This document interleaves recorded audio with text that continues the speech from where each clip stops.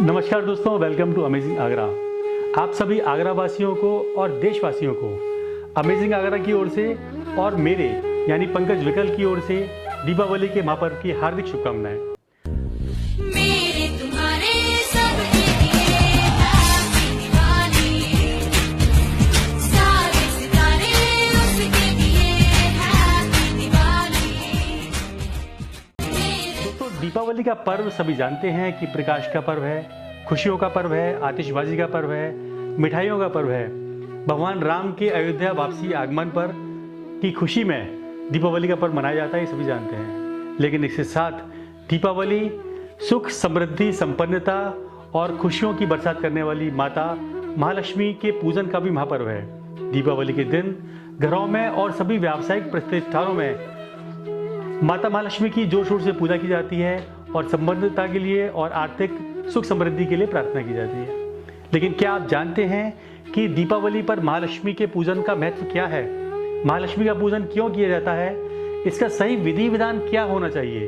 और साथ ही इस वर्ष 2020 में जो दीपावली आ रही है, इस दिन दीपावली पूजन का सही समय क्या है, किस वक्त हमें पूजा करनी चाहिए और किस तरह से करनी चाहिए।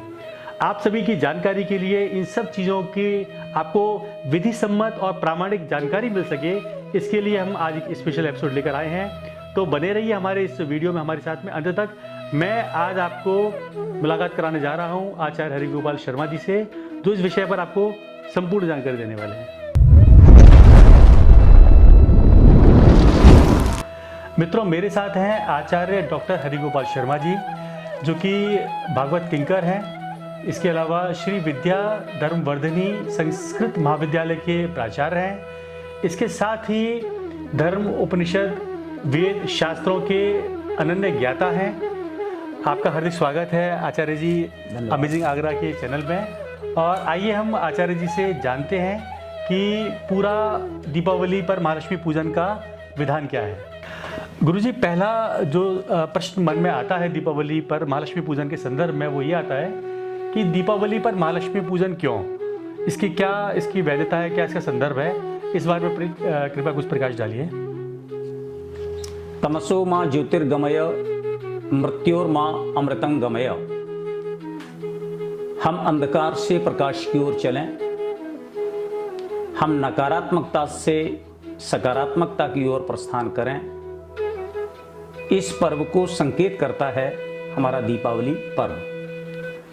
वस्तुतः दीपावली शब्द का जो शाब्दिक अर्थ है वह है दीप बल्ली। बल्ली शब्द का अर्थ है पंक्ति। दीपों की पंक्ति का ही अपभ्रंश हुआ दीपावली।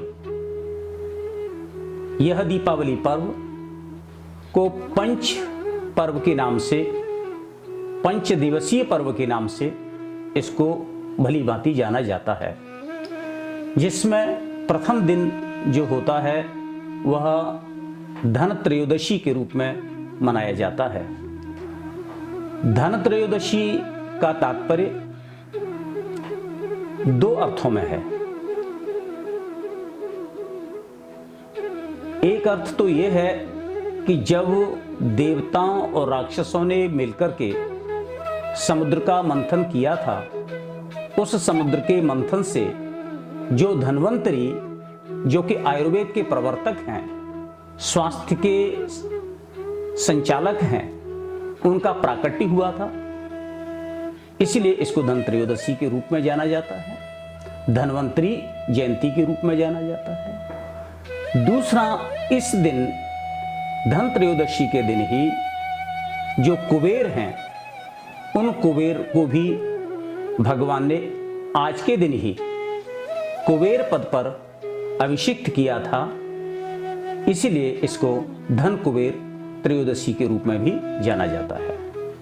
धन त्रयोदशी के दिन हमें धन्वंतरी की पूजा करनी चाहिए, जिससे हम हमारा परिवार, हमारा समाज, हमारा राष्ट्र शारीरिक रूप से, मानसिक रूप से स्वस्थ रहे। द्वितीय दिवस होता है रूप चतुर्दशी, जिसे नरक चतुर्दशी के रूप में भी जाना जाता है। चतुर्दशी तिथि ज्योतिष की दृष्टि से यदि हम बात करते हैं तो यह रिक्ता तिथि होती है। हमारे जीवन में रिक्त स्थान न हो, हमारे जीवन में पूर्णता ही पूर्णता हो, एतदर्थ हमको रिक्तता को पूर्ण करने के लिए यम राज के लिए भी दीपदान करना चाहिए, जिससे कि हमें नरक का मार्ग, अंधकार का मार्ग, नकारात्मकता का हमको मार्ग जीवन में न मिले, हमारे जीवन में सकारात्मकता का मार्ग प्रशस्त हो। इसलिए रूप चतुर्दशी अर्थात छोटी दीपावली को हमें यमराज का पूजन करना चाहिए और दीपदान करना चाहिए। तृतीय दिवस इसमें होता है दीपावली का।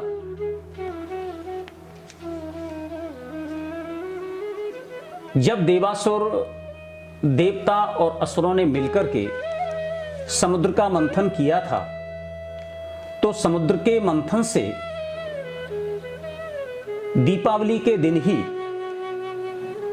जो 14 रत्नों की उत्पत्ति हुई थी, उन 14 रत्नों में एक महालक्ष्मी का भी प्राकट्य दीपावली के ही दिन हुआ था। एतदर्थ हमको दीपावली के दिन महालक्ष्मी का पूजन करना चाहिए। दीपावली को मुख्य रूप से इसलिए भी मनाया जाता है कि भगवान श्री राम रावण को परास्त करके लंका में विभीषण को राज्य देकर के 14 वर्ष के उपरांत अयोध्या में आए, तो समस्त अयोध्यावासियों ने तथा संपूर्ण भारतवर्ष के नागरिकों ने दीपमालाएं बना करके भगवान श्री राम का हर्षोल्लास के साथ स्वागत किया था। इसलिए भी दीपावली को हम भगवान श्री राम के आगमन के दिवस के रूप में हम मनाते हैं। अब चतुर्थ दिवस होता है अन्नकूट का, जिसे प्रतिपदा कहा जाता है। इस प्रतिपदा को अन्नकूट मनाया जाता है, अर्थात श्री कृष्ण ने समस्त ब्रजवासियों के साथ गोवर्धन पूजा के माध्यम से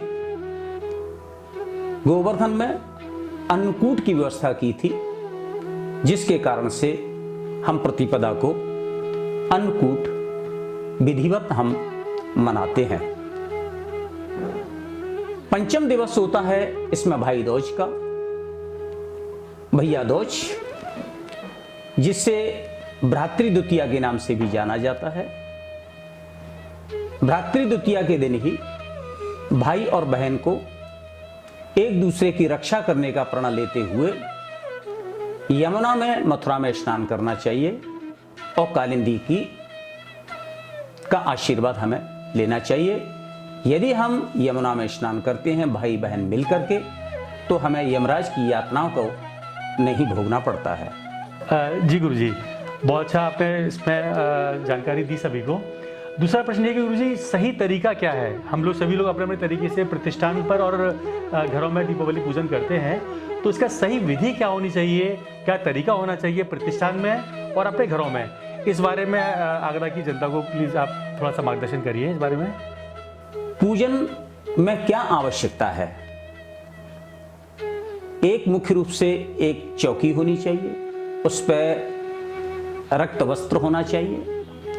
उस रक्त वस्त्र में गणपति को और लक्ष्मी को, गणपति के सीधे हाथ की ओर लक्ष्मी को विराजमान करना चाहिए, गणपति के बाईं ओर हनुमान जी को विराजमान करना चाहिए तथा लक्ष्मी के दाहिनी ओर सरस्वती को विराजमान करना चाहिए। और उसके साथ ही गणपति और लक्ष्मी के सामने ही धन कुबेर के रूप में वसने की पूजा भी करनी चाहिए। महालक्ष्मी को मुख्यतः चूंकि वह कमलासन के आसन पर विराजमान रहती हैं, खड़ी हुई लक्ष्मी श्रेयस्कर नहीं होती हैं। कमलासन के सिंहासन पर बैठी ही लक्ष्मी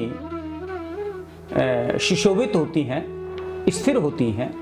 अतः व्यक्ति को कमल गट्टे, कमल पुष्प महालक्ष्मी को अर्पित करना चाहिए। साथ ही साथ भगवान विष्णु को, चूंकि भगवान विष्णु के वक्षस्थल पर लक्ष्मी जी सदैव विराजमान रहती हैं, तो अतः हृदय रूप से हमें विष्णु का भी अवश्य पूजन करना चाहिए। पूजा की बहुत सारी पद्धतियां हैं, यथा श्रद्धा, जिसकी जैसी श्रद्धा है। पत्रम पुष्पम फलम तोयम यो मे भक्तिया प्रयच्छति, जो भी पत्र पुष्प के साथ पूजा करता है वह मुझे स्वीकार्य होती है, ऐसा भगवान का उद्घोष है। अतः यदि आपके पास आवश्यकता नहीं है, वस्तुएं नहीं है, पूजन सामग्री नहीं है, तो आप श्रद्धा के साथ केवल लाजा से आप पूजन कर सकते हैं। वैसे हमारे यहाँ पद्धतियां हैं पूजा की, षोडशोपचार पद्धति भी है, पंचोपचार पद्धति भी है, राजोपचार पद्धति है। मुख्य रूप से रोली है, चावल है, कलावा है, सुपारी है, लौंग इलायची है, पान पत्ते है, जनेऊ इत्र कपूर है, धूप बत्ती है, आदि से भगवती का पूजन करना चाहिए, लक्ष्मी महालक्ष्मी का पूजन करना चाहिए और पूजन करने के बाद में आरती करके प्रसाद का वितरण करना चाहिए। गुरुजी, ये तो आपने बहुत अच्छी आपने जानकारी दी और मेरे ख्याल से लोगों को बहुत लाभ मिलेगा इसका। तीसरा सवाल आता है कि 2020 चल रहा है और दीपावली कल की है, तो क्या समय है, किस समय, क्योंकि क्या समय होना चाहिए पूजन करने का और किस तरह से करें, थोड़ा सा इस बारे में और बता दीजिए। पूजन की ज्योतिष की दृष्टि से यदि हम बात करते हैं तो ज्योतिष के अनुसार बहुत से लोग चौगड़िया का पालन करते हैं, जिसमें चर लग्न, लाभ, अमृत, किस बेला में हमको पूजन करना चाहिए ये ज्योतिष बताती है। प्रतिष्ठानों में किस समय पूजन होना चाहिए, अपने घरों में किस प्रकार से पूजन होना चाहिए, कब पूजन होना चाहिए, इसके लिए बहुत आवश्यक है कि हम यदि व्यापारिक प्रतिष्ठानों में हम पूजन करें तो उसके लिए बहुत आवश्यक है कि हम चर लग्न में करें, अर्थात गतिशील, हमारा व्यापार गतिशील रहे। स्थिर लग्न में कभी भी व्यापारिक प्रतिष्ठानों में महालक्ष्मी का पूजन नहीं करना चाहिए। यदि कदाचित आप व्यापारिक प्रतिष्ठान में स्थिर लग्न में पूजा करते हैं तो वह व्यापार गतिशील न होकर के स्थिर हो जाएगा। हमें व्यापार को गतिशील बनाना है, इसलिए हमें चर लग्न में ही मुख्य रूप से पूजन करना चाहिए। लेकिन घर में जो पूजन होना चाहिए वह सदैव स्थिर लग्न में होना चाहिए, और स्थिर लग्न में जिसका तात्पर्य है कि घर में हमारे लक्ष्मी स्थिर रूप से वास करे। तो बंधुओं, स्थिर लग्न का जो समय है सायंकाल 5:30 बजे से 7:30 बजे का सायंकाल का समय है, जो वृष लग्न का समय है, स्थिर लग्न का समय है। और वृष लग्न के स्वामी भी शुक्र होते हैं, अतः घरों में व्यक्ति को पूजन करे तो वह वृष लग्न अर्थात 5:30 बजे से 7:30 बजे के मध्य ही करना चाहिए। और प्रतिष्ठानों में आप 10:30 बजे के बाद, प्रातः 10:30 बजे के बाद दिन में कभी भी आप पूजा कर सकते हैं, क्योंकि 10:30 बजे तक राहु काल है। इस राहु काल में पूजा नहीं करनी चाहिए। राहु काल निकलने के बाद आप किसी भी समय आप पूजन कर सकते हैं। तो दोस्तों, ये बहुत अच्छा एपिसोड रहा मेरे हिसाब से और बहुत ज्ञानवर्धक रहा, और मैं धन्यवाद देना चाहूँगा आचार्य जी को कि आपने अपना अमूल्य समय निकाला और आगरा और पूरे देश की जनता को एक बहुत अच्छा आपने सार्थक संदेश दिया और जानकारी दी। हमें आशा है कि आपको इस जानकारी से अवश्य लाभ मिलेगा। आप सभी के लिए दीपावली की शुभकामनाएं। शुभ हो, मंगलमय हो आपके लिए, आपके परिवार के लिए। अमेजिंग आगरा को इसी तरह से लाइक करते रहिए, पसंद करते रहिए और प्लीज़ हमारे इस चैनल को सब्सक्राइब जरूर करिए। थैंक यू, नमस्कार।